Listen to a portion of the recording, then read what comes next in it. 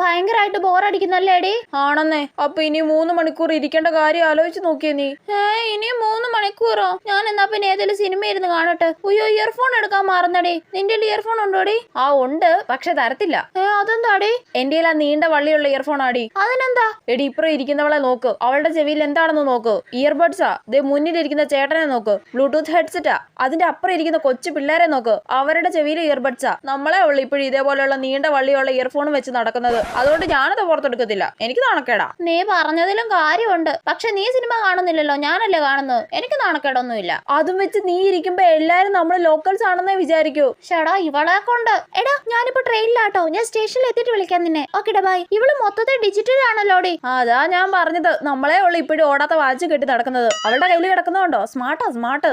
ശരിയാ. ഇനി നിനക്ക് നീണ്ട വള്ളിയുള്ള ഇയർഫോണിൽ സിനിമ കാണണോ? വേണ്ട വേണ്ട, ഞാൻ കണ്ണടച്ച് ഉറങ്ങാൻ പോവാ. അതാ നല്ലത്.